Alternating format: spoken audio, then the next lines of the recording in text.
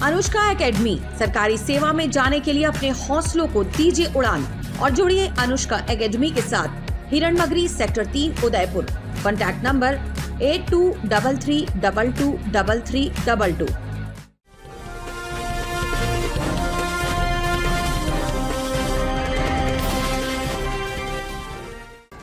RAS भर्ती 2021 की मुख्य परीक्षा का रिजल्ट जारी हो गया, जिसमें उदयपुर की आकांक्षा दुबे ने दूसरे अटेम्प्ट में टॉप 10 में जगह बनाते हुए छठी रैंक प्राप्त की है। आकांक्षा वर्तमान में उदयपुर के सरकारी सीसे स्कूल साकरोदा में मैथ्स सब्जेक्ट की लेक्चरर है।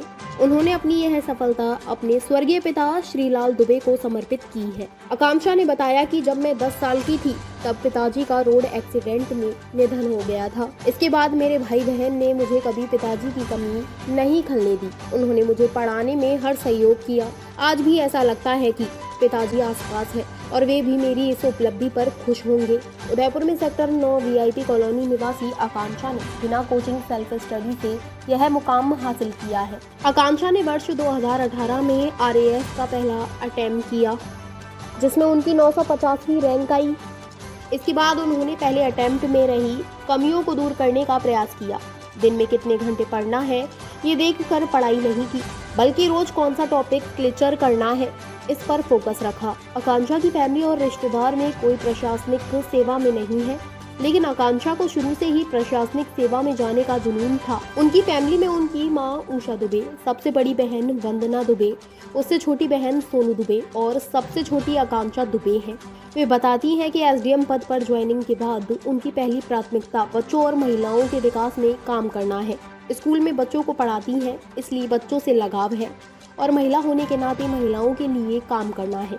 वे बताती हैं कि वैसे जिस जगह पोस्टिंग मिलेगी वहाँ की परिस्थिति और चुनौतियों को देखते हुए काम करेंगी। जी हाँ, किस तरीके की तैयारी थी आरएस एग्जाम को लेकर? क्या कुछ इस दौरान कठिनाइयां सामने आई, उसके बारे में?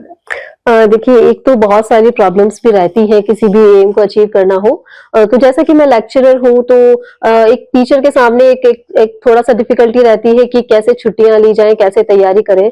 तो मेरी कोशिश हमेशा से ये रही कि मैं मिनिमम कम से कम छुट्टी लूं, ताकि बच्चों का भी एक जो स्टडी रूटीन है वो ना बिगड़े और मेरी भी तैयारी हो। तो मैंने जॉब के साथ में ही इसको मैनेज किया है और इसके अलावा फुल फोकस्ड मेरी सेल्फ स्टडी ही रही है। मैंने किसी तरह की कोचिंग नहीं ली है सिवाय टेस्ट सीरीज के। और इसके अलावा मेरे साथ जो समस्या थी, जैसा कि मेरी राइटिंग स्किल्स तो पहले से काफी बेटर थी लैंग्वेज में, पर इसके अलावा जो मेरी स्पीड थी पेपर लिखने की, जैसे कि मेंस में 3 आवर्स में एक पेपर कंप्लीट करना होता है, पर मेरा 3.5 आवर्स से भी ज्यादा समय लग जाता था। पर धीरे धीरे मैंने इसको ओवरकम किया और मेंस मेरे काफी अच्छे हुए थे और इंटरव्यू उससे भी बेटर हुआ था, क्योंकि मैंने मेंस से ज्यादा तैयारी इंटरव्यू की थी। और जो एक हमारे रिटायर्ड आईएएस ऑफिसर हैं महावीर शर्मा सर, उनके गाइडेंस में रही थी और ये मेरा एक सफर रहा था। देखिए, पहले तो ये एग्ज़ाम ही अपने आप में एक चैलेंज रहता है, क्योंकि ये 3 स्टेज में रहता है। प्रीलिम्स क्वालिफाई करें, उसके बाद आप मेंस देंगे, उसके बाद आप इंटरव्यू। और आरपीएससी का जो एक शेड्यूल रहता है वो आप मान के चलिए एक वैकेंसी में कम से कम 2 साल तो लग ही जाते हैं। तो 2 साल तक लगातार पढ़ते रहना, कंटिन्यू करंट से अपडेट रहना और फिर धैर्य बनाए रखना, ये बहुत बड़ा चैलेंज रहता है। उसके बाद अगर फैमिली सपोर्ट साथ में होता है तो फिर सारे चैलेंज ओवरकम हो जाते हैं। शिक्षा विभाग में आई थी, बीइंग ऑनेस्ट अगर मैं बताऊं तो मेरा बचपन से ये ड्रीम नहीं था कि मुझे सिविल सर्वेंट बनना है। पर जब मैं शिक्षा विभाग में आई तो कहीं ना कहीं मैंने ये महसूस किया, 7 से 8 साल हो चुके हैं मुझे इस विभाग में, तो मुझे लगा कि मुझे सिर्फ एक स्कूल के सीमित दायरे से बाहर निकलना चाहिए। मुझे काफ़ी लोगों ने मोटिवेट भी किया, मेरे स्कूल के ही सर हैं किशन जी सर, उन्होंने भी काफ़ी मोटिवेट किया कि आप सिविल सर्विस में चाहिए, तो जो आप चाहते हैं कि आप सोसाइटी से कनेक्ट होकर काम करें वो आप वहाँ जाके बेहतर तरीके से कर पाएंगे। तो फिर मैंने इसमें सीरियस होकर इसकी तैयारी की। जब मैंने 2018 का अटेम्प्ट दिया था वो मेरा बहुत सीरियस अटेम्प्ट नहीं था, मैं सीरियस नहीं थी, तो रैंक भी उस अकॉर्डिंग 950 के आसपास आई थी। और इस बार मैं काफ़ी सीरियस थी। तो इस बार क्योंकि मेंस के लिए हमें 2 से 3 महीने का बहुत लिमिटेड टाइम मिला था, उस टाइम को बहुत अच्छे तरीके से मैनेज करना था।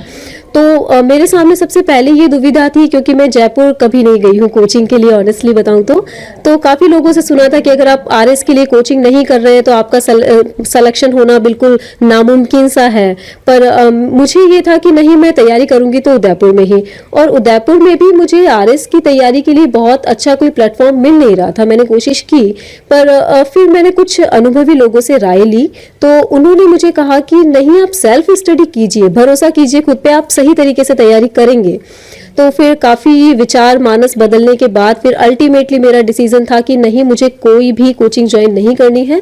मैंने पूरा सेल्फ स्टडी की और सारा जो भी मटेरियल होता है, जो ऑथेंटिक बुक्स होती हैं, सोर्स होते हैं, सारे कलेक्ट किए, नोट्स अपने खुद मैंने प्रिपेयर किए हैं और उनका मल्टीपल रिवीजन किया, और मेरा ये प्रयास सफल रहा। मेंस मेरे काफ़ी अच्छे हुए। जी सर, स्कूल में जैसे जॉब करते हैं तो दो तरह की दुविधाएं रहती हैं। देखिए, एक तो क्योंकि हम बच्चों से जुड़े होते हैं, तो एक जब एग्ज़ाम की तैयारी के लिए काफ़ी लोग काफ़ी महीनों की छुट्टियां ले लेते हैं, तो मैं जब भी छुट्टी लेती थी तो मन में दुविधा रहती थी कि मेरे बच्चों का भी तो नुकसान हो रहा है।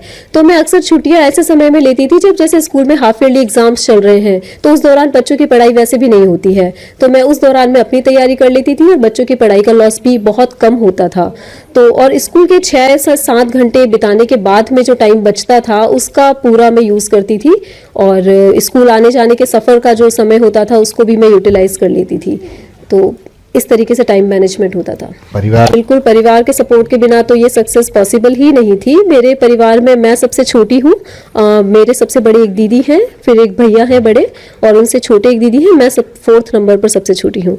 मेरे मम्मी हैं, मैं जब 10 इयर्स की थी तब फादर एक्सपायर हो चुके थे, और फैमिली का बहुत ज़्यादा सपोर्ट रहा है। मतलब यहाँ तक कि मुझे घर से ही एक पीछे से फोकस रहता था कि नहीं, आपको सिर्फ पढ़ाई करनी है, आपको घर में कुछ भी इधर उधर अपना ध्यान भटकाना नहीं है, तो मेरा पूरा फोकस पढ़ाई पे रहता। जब मैंने आरएस का ये अटेम्प्ट दिया था तो पहले से ही कहीं ना कहीं हमें अपना माइंडसेट क्लियर रखना होता है कि एज अ फीमेल, देखिए पहली बात तो सिविल सर्वेंट होता है, वो मेल या फीमेल नहीं होता है।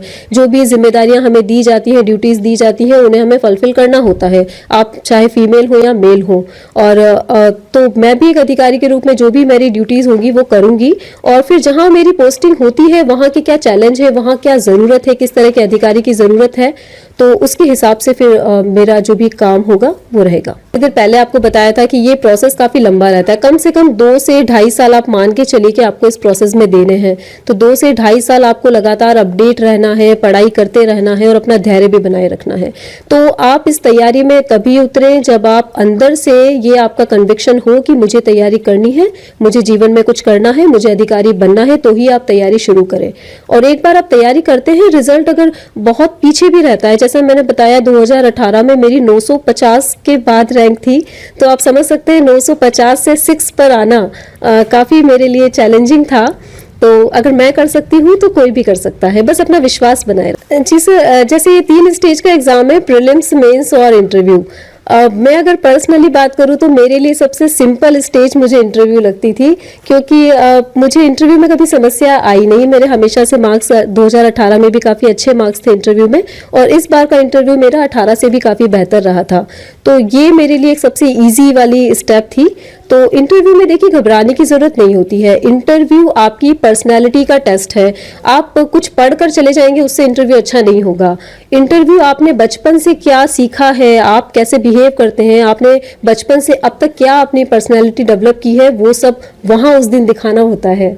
तो आपका सेल्फ कॉन्फिडेंस मैटर करता है इंटरव्यू में, बनस्पत इसके कि आपने जवाब क्या दिए हैं। आपसे किस तरह के? सर, करंट अफेयर्स, पूरा मेरा इंटरव्यू करंट अफेयर्स पर चला था। डिस्ट्रिक्ट से या हॉबी से मुझसे एक भी क्वेश्चन नहीं पूछा गया था। उस समय जो नारी शक्ति वंदन एक्ट बना था उस पर काफ़ी क्रॉस क्वेश्चंस हुए थे, और इसके अलावा कोटा में जो सुसाइड के केस बढ़ रहे थे उस पर काफ़ी क्वेश्चन हुए थे। उस समय नोबेल पुरस्कार भी बांटे गए थे, तो उससे रिलेटेड भी काफ़ी क्वेश्चन थे। तो पूरा मेरा इंटरव्यू करंट के आसपास ही रहा था।